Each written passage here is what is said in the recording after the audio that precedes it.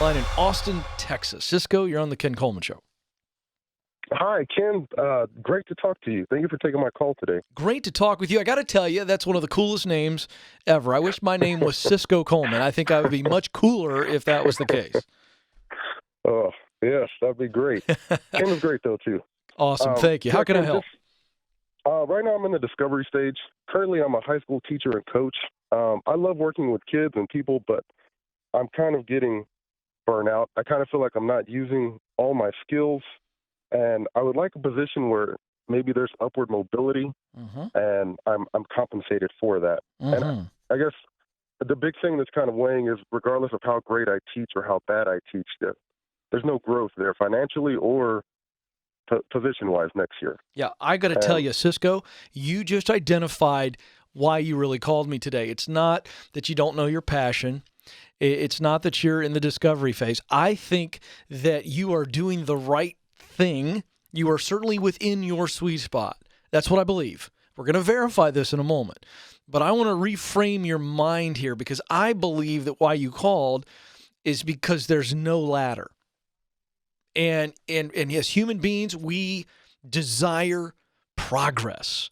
And no matter how good you teach or how good you coach, your upward mobility professionally and financially doesn't change. There is no mobility. So I suggest to you that I think that's where you really are. Do you think that is the case? Am I right or am I a little off? I think you're fairly on. I want to work with people. I love helping people. Who do you love to work with the most? That's hard to say. On a side caveat, I teach GED classes at night. That I really love. Why? The pay's not great. Why? But that I really love. Why? I'm helping them, and it's meaningful every day. I leave. I mean, those are my long days. What's the difference? Until 9:30 p.m. Oh, this is great. We're close.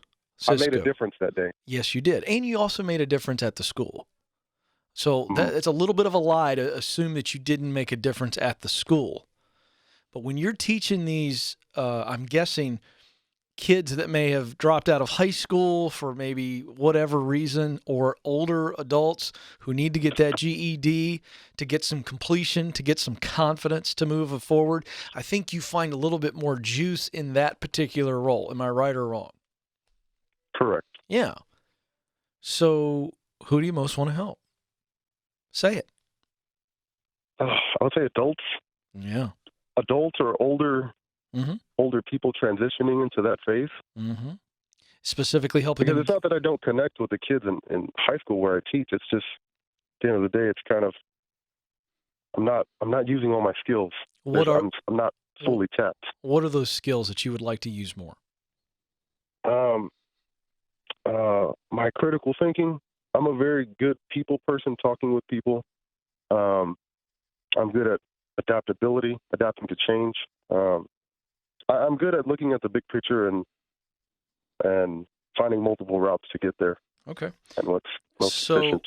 I have a math background, by the way. Right, but that's what you love most about teaching, is coming up with a solution for a different scenario. Because the way you're going to teach one person is differently than how you're going to teach another. Am I right? Do you have more flexibility on that in that GED program than you do in the public school? I have a lot. That's the key.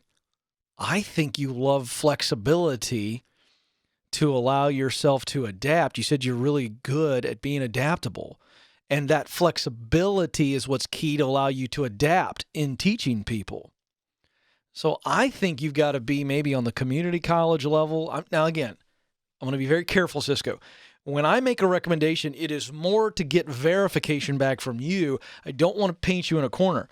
But I think if you were to teach in a trade school or teach on the community college level or even state college level or whatever, and you had more freedom and you had older people in there who actually wanted to be in the classroom, so therefore you feel like when you instruct them on something and they get it, they light up like a Christmas tree, and that's what gives you the juice. Tell me what's wrong or right about what I just said. That sounds good. The only thing I think missing would be financial, but I guess moving towards community college or that would help that. What do you make right now as a public school teacher coach? 45. You don't think you can make 45 teaching on the community college or small state college level or trade school? I do. I know you can. But how about you just go verify that so that your fear is now silly? How about that? It's like looking into the closet when your kids are saying, Dad, there's something in the closet, right? So you need to go verify what are the multiple places. And just for discussion right now, let's give you 3. Your homework assignment is to go do some research on community college, pay benefits, state college, even some smaller colleges or whatever. You're in a good area in Austin, Texas, even trade schools. See what the pay is. I'm pretty certain that you can match that 45 and also go beyond that over time. I'm very certain about that, but you go verify that for yourself. And keep in mind, you love this GED thing, so I'd keep doing that on the side just to keep putting money away. And I want to just summarize this entire conversation, Cisco, with this. My good friend Chris Hogan just came out with a book called Everyday Millionaires. The number 4 ranked group of millionaires in America today were teachers. So nobody's going to call me anymore and go, Ken, I love teaching, but the problem is money. No, it isn't. There are a lot of teachers out there that are net worth millionaires because they live Dave Ramsey's principles. They follow the baby steps and they save. And they're okay taking their time getting to be net millionaires. You know why? Because they love their work. And you, sir, love your work. You're just in the wrong place. You're doing the right thing. It's just in the wrong place. Practice the proximity principle right now to get you where you want to go. Do some research on at least those 3 areas that I gave you, their pay, and then find some people that work in those areas and get around them and ask them questions. Learn everything about the path, the process, the pitfalls, the pros, the cons. And now you're armed with information. Now you can move forward. 844-747-2577.